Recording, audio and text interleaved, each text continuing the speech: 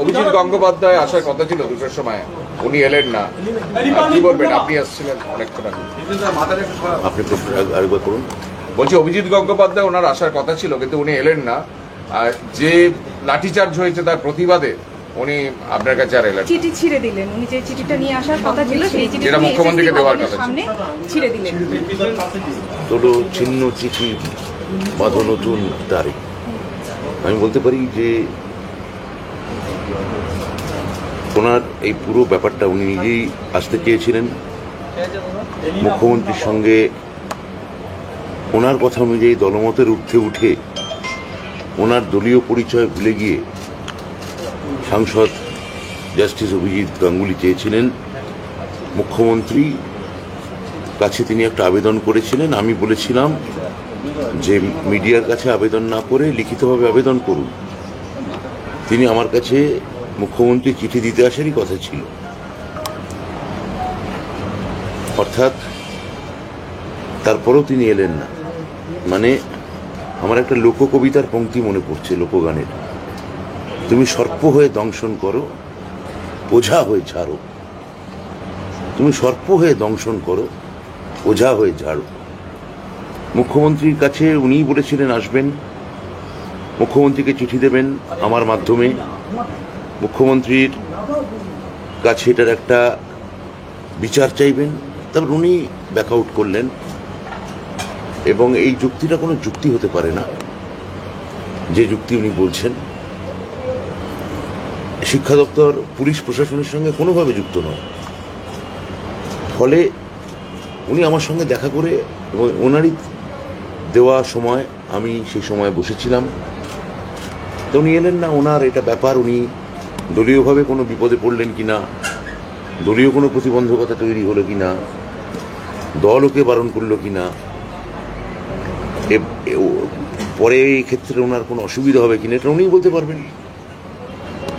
কিন্তু আমরা ওনার জন্য হাত বাড়িয়ে বসেছিলাম। উনি কি কোনো যোগাযোগ করেছেন তারপর? মানে এটা তো উনি অফিসে, আমার অফিসে জানিয়েছেন যে আসবেন না। আমার অফিসে জানিয়েছেন যে আজকে আসতে পারছেন না।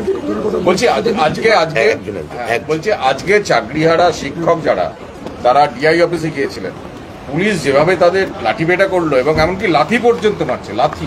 ডিআই অফিসে গিয়েছিলেন কেন? তারা গিয়েছিলেন প্রতিবাদ জানাতে, আন্দোলন করতে। তাহলে আমার বক্তব্য হচ্ছে যে সেদিন নেতাজি ইন্ডোরে মিটিংয়ের পর মুখ্যমন্ত্রী বার্তা দেওয়ার পর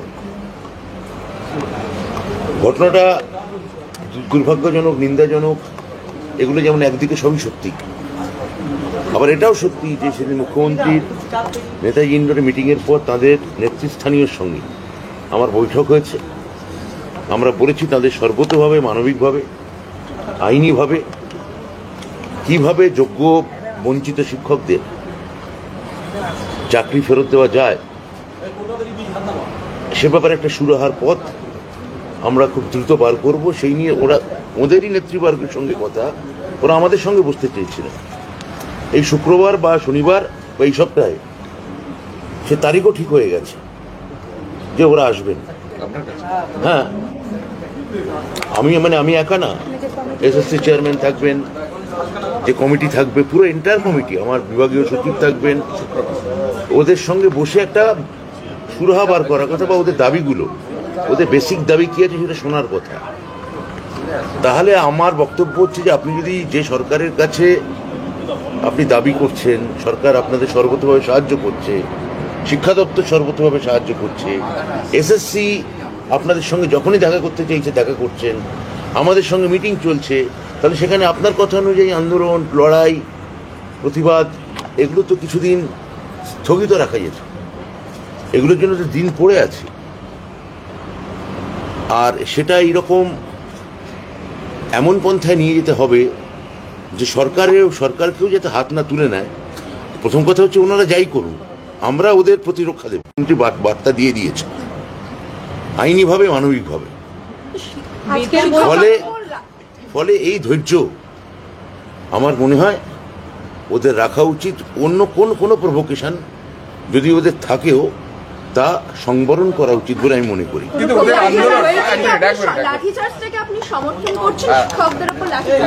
তো প্রথমেই বলে দিলাম এটা তো একটা বিচ্ছিন্ন পার্ট নয়। আপনি কি ওদের আমি আপনাদের প্রতি প্রশ্ন করছি, ওরাই আমাদের সঙ্গে বসতে চাইছেন, ওরাই আমাদের সঙ্গে আলোচনায় আসতে চাইছেন এবং একই সঙ্গে একটা ধ্বংসাত্মক আন্দোলনের দিকে যাচ্ছেন। দুটো তো একসঙ্গে হতে পারে না। ওরা যে আন্দোলনই করুক আমরা বসবো, আমরা সাহায্য করব, কিন্তু তাই বলে আমরা বদ্ধপরিকর। কিন্তু তাই বলে পুলিশ লাথি মারবে, লাথি করবে, এটা ঠিক? পুলিশ প্রশাসন কি করেছে, পুলিশের একটা কিছু ভার্সন আছে। আমি তো পুলিশ প্রশাসনের হয়ে আমি কোনো এখানে মানে মন্তব্য করতে পারি না। এটা আমার মনে হয় ওখানে অফিসগুলোতে কথা বলতে গেছিল এবং তারপরে ওরা সেখানে তালা লাগিয়ে দেয়।